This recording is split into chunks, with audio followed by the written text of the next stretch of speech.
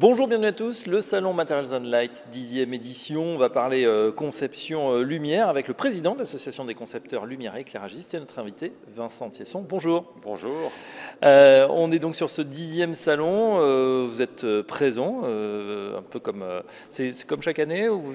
Oui, ça fait quand même quelques années qu'on vient et qu'on participe au salon à travers une présence sur le salon, mais aussi présenter des conférences autour de la lumière, justement. Et voilà, c'est le deuxième point après la matière, la lumière, ici sur ce salon. Un petit mot justement de l'association des concepteurs lumière et éclairagistes. Ça représente combien de personnes, combien de membres? C'est environ 130 membres, oui. Conceptrices et concepteurs de lumière, voilà, et qui travaillent dans le domaine à la fois architectural, urbain, en pérenne, en éphémère, en événementiel. Voilà, ça regroupe beaucoup de compétences, puisque c'est un domaine qui vient du spectacle, mais qui inclut des ingénieurs, des paysagistes, des architectes qui se dédient à la lumière et qui viennent apporter leurs connaissances dans l'ensemble de ces domaines. Ouais, et c'est vrai qu'on le voit quand on traverse les différentes villes de France, les ouvrages de mieux en mieux éclairés, de plus en mieux mis en valeur. Oui, alors c'est...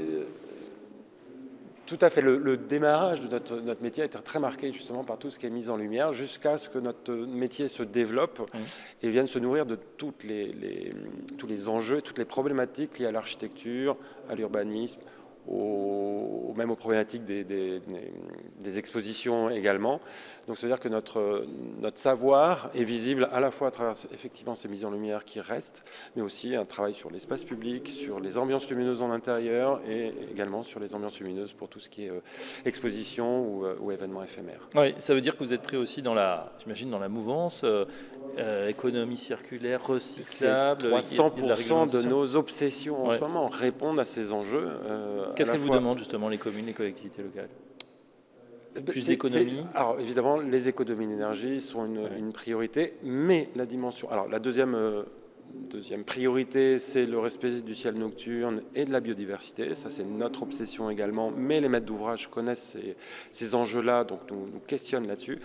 Et aussi en parallèle, c'est pouvoir accompagner tous les usages qu'on peut avoir à la fois en espace intérieur, mais aussi en espace extérieur, où là, il y a une richesse, une inventivité, une créativité à apporter pour solutionner cette ambivalence finalement entre une biodiversité où il ne faut pas de lumière, pas du tout, voire un petit peu, et des usages de nuit où il faut bien les accompagner, les sécuriser et créer des ambiances qui soient singulières et attractives. Oui, c'est vrai, Vincent Thiesson, on a l'impression qu'on est parti du sujet économique avec la crise énergétique pour s'intéresser à la lumière, avec cette couper l'éclairage public par exemple la nuit, et puis après on s'est dit non, peut-être il y a d'autres choses à faire justement pour respecter la faune, la flore, la biodiversité.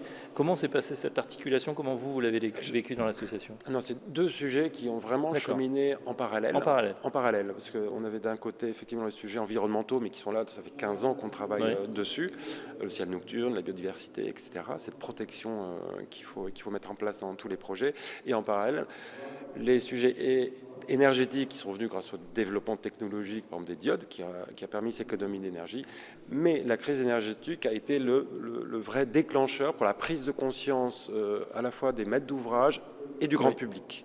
Et ça, c'est extraordinaire, parce que là, enfin, on a une liberté de parole et on est surtout entendu parce qu'on est des vrais professionnels pour répondre à ces deux enjeux. Et oui, on s'est aperçu de la technicité justement du métier. Et je crois qu'on a même un peu rétropédalé, par exemple, sur la fin de l'éclairage nocturne. On fait des ambiances beaucoup plus douces maintenant. Il y a des communes qui se disent, bon, tout éteindre, c'est pas non plus la solution. Ça peut être accidentogène. Là, les mentalités, on a l'impression on est sur une ligne de crête un petit peu.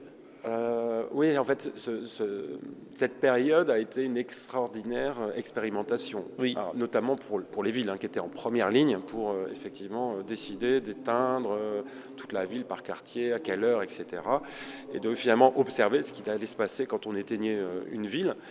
Et maintenant, on est devenu effectivement un équilibre raisonné pour à la fois sécuriser, développer des bonnes ambiances, mais aussi à certains moments se dire il n'y a plus personne dans les rues, il faut peut-être éteindre.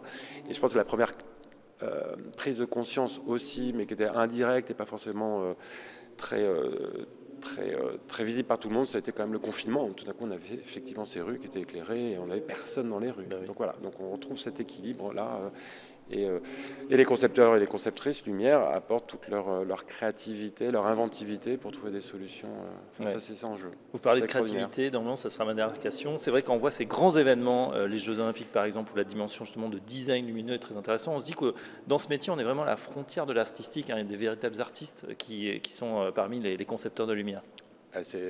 Notre créativité, le côté artistique est essentiel dans nos projets. Mais moi, j'aime bien parler d'inventivité. Voilà, on va aller chercher des effets lumineux. C'est vous qui proposez ? Oui, oui. Alors, on est toujours en collaboration. C'est-à-dire que les sujets purement que lumière sont pas fréquents. Voilà, ou parfois sont dédiés à des monuments historiques, alors que dans le contemporain, on a beaucoup plus de richesse. Mais du coup, on travaille avec les architectes ou les paysagistes. Et donc là, il y a une émulation, et c'est bien une co-construction du projet qui est possible. Vous faites référence aux grands événements. Bah oui, la lumière reste magique. Voilà. Et cette magie aussi, elle s'accompagne de cette matière, salon matière et lumière. Et cette matière, pour nous, c'est à la fois la matière physique, mais c'est aussi la matière de l'architecture au sens général, de l'urbanisme au sens général, du paysage au sens général et de l'humain au sens général. Et évidemment de la biodiversité. Voilà, pas de matière sans lumière, en tout cas c'est là sublime. Merci pour cet éclairage en tout cas, Vincent Thiesson. Je rappelle que vous êtes président de l'association des concepteurs lumière et éclairagistes, et à très bientôt sur Materials and Light. Merci beaucoup, au revoir.